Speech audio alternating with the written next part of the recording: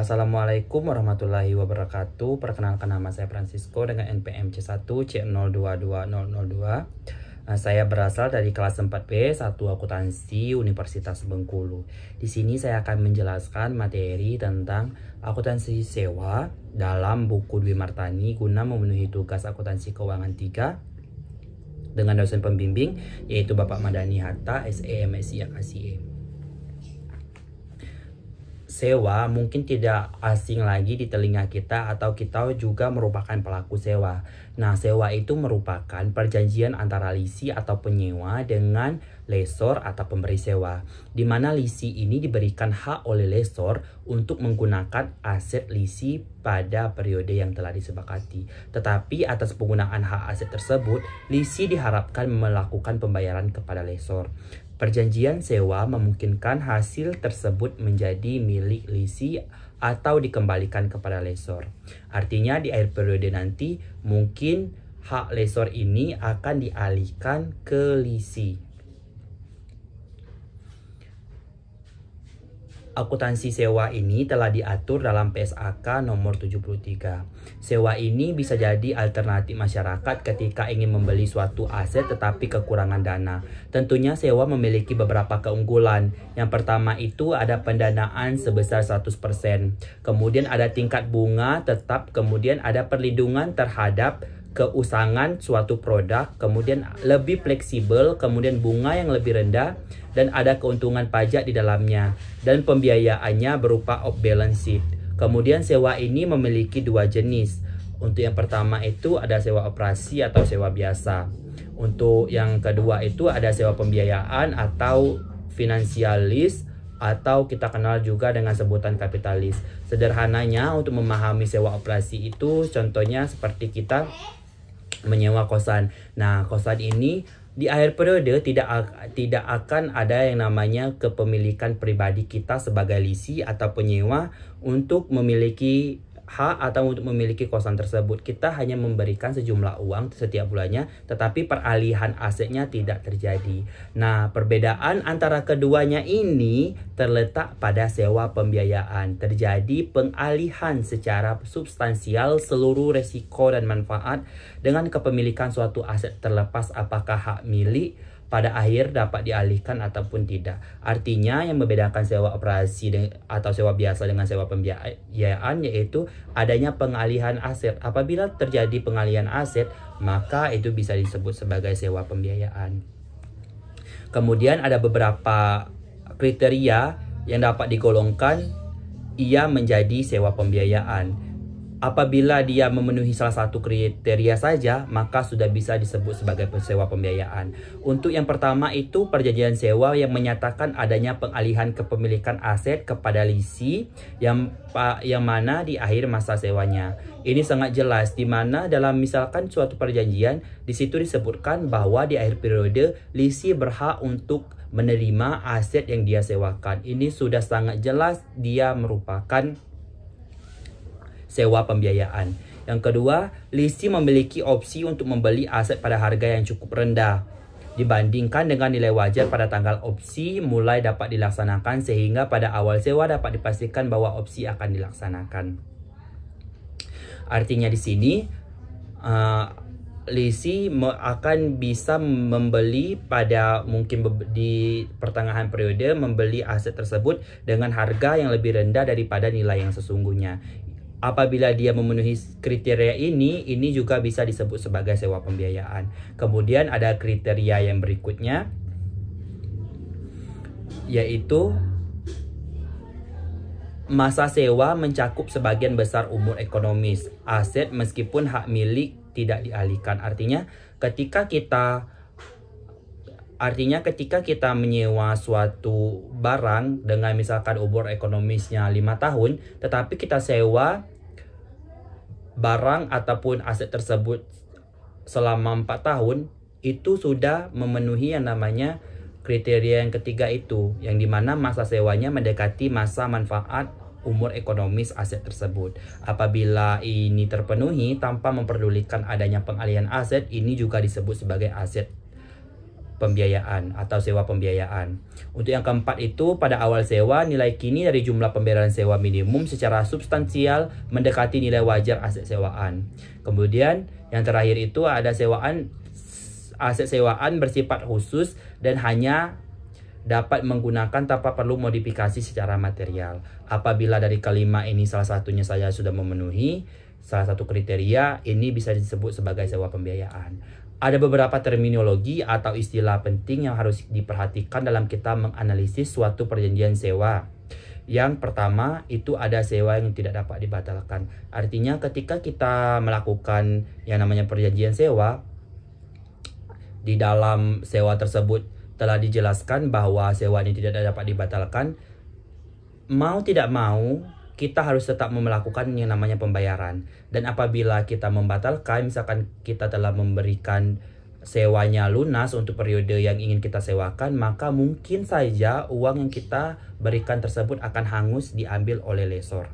Kemudian yang kedua itu ada awal sewa. Awal sewa ini merupakan tanggal atau periode yang lebih awal antara tanggal perjanjian sewa dan tanggal pihak-pihak yang menyatakan komitmen terhadap ketentuan-ketentuan pokok sewa.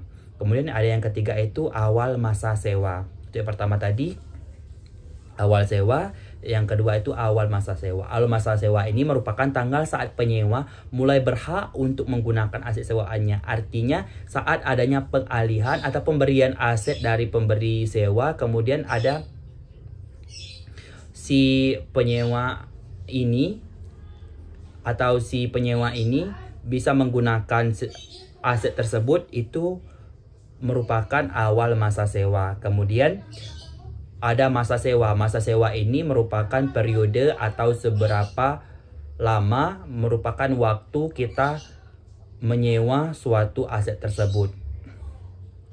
Kemudian ada pembayaran sewa minimum. Pembayaran sewa minimum ini pembayaran selama masa sewa yang harus dibayar oleh penyewa yang tidak meliputi rental, kontingen, biaya jasa, dan pajak yang dipungut oleh pemberi sewa. Kemudian ada istilah rental kontingen. Ini merupakan bagian dari pembayaran sewa yang jumlahnya tidak tetap tetapi didasarkan pada perubahan faktor tertentu di masa depan. Selain faktor perjalanan waktu, jumlah pengguna masa depan, indeks harga masa depan, dan tingkat bunga pasar di masa depan. Kemudian ada yang namanya nilai residu. Nilai residu ini merupakan nilai sisa yang dijamin, merupakan bagian dari nilai residu atas aset yang sewaan yang dijamin oleh penyewa atau pihak terkait dengan penyewa. Sementara bagi pemberi sewa, nilai residu ini dijamin adalah bagian nilai residu yang dijamin oleh penyewa atau pihak ketiga yang tidak terkait dengan pemberi sewa yang secara finansial memiliki kemampuan untuk menyelesaikan kewajiban atau jaminan tersebut.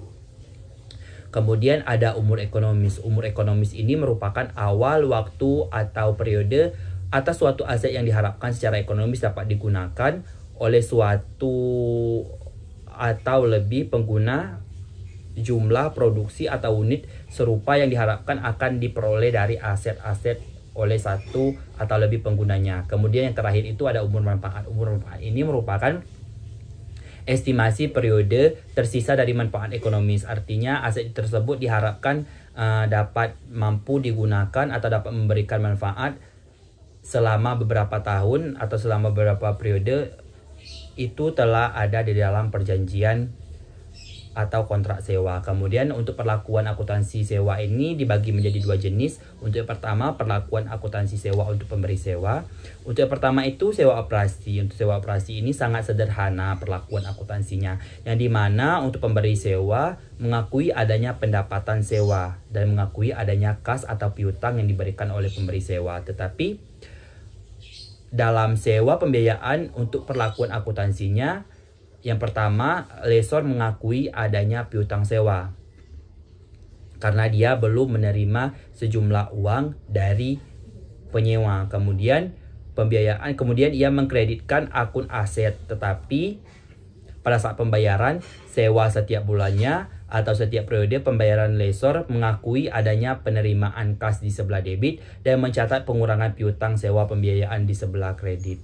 Nah, untuk yang pertama tadi, lessor mengkreditkan aset sewaannya. Artinya lessor mengakui adanya aset sewaan yang berkurang di perusahaan atau aset sewanya mengalami pengurangan. Kemudian untuk perlakuan akuntansi untuk lisi atau penyewa itu untuk sewa biasa atau sewa operasi juga sederhana, yang dimana saat dia melakukan sewa atau membayar sewa, yang dicatat adalah beban sewa di sebelah debit dan kas ataupun utang apabila dia belum memberikan secara tunai di sebelah kredit. Sedangkan untuk sewa pembiayaan, untuk pencatatannya mungkin lebih kompleks. Yang pertama, ada pada saat pengakuan. Penyewa mengakui adanya aset sewa pembiayaan bertambah di sebelah debit dan mengakui adanya penambahan utang atau liabilitas sewa pembiayaan di sebelah kredit sebesar nominal dari aset sewaan tersebut.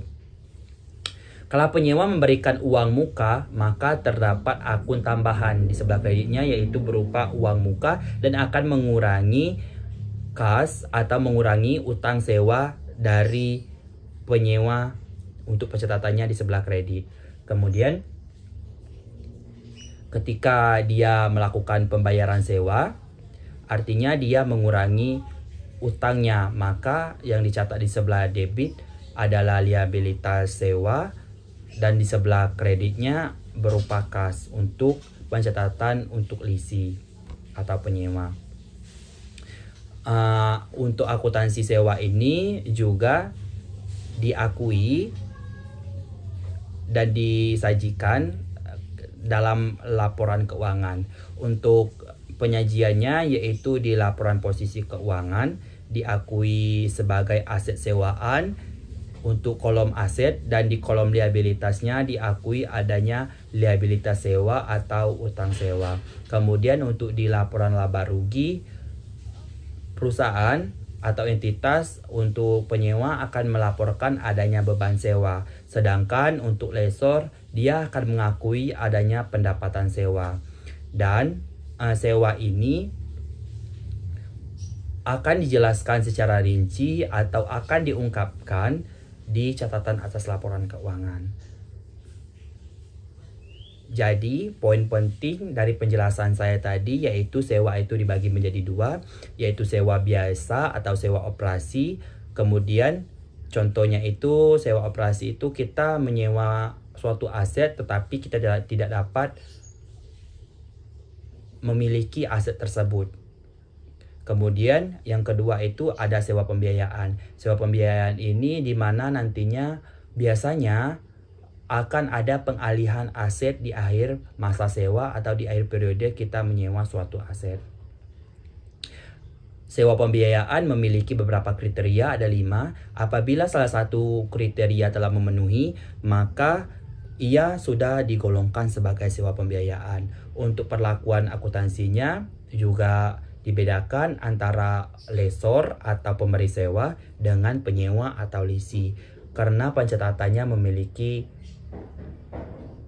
sistem atau cara pencatatan tersendiri. Kemudian untuk pencatatannya itu untuk sewa operasi atau sewa biasa itu lebih sederhana daripada pencatatan dengan sewa pembiayaan, karena sewa pembiayaan itu bakal ada pengakuan dari pengukuran awal dan ada pencatatan setelah kita melakukan yang namanya pembayaran.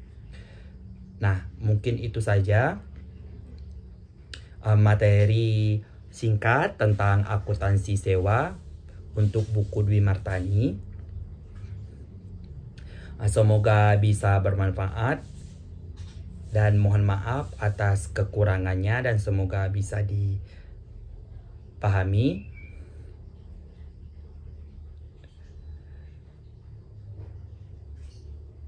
Mungkin itu saja yang dapat saya sampaikan.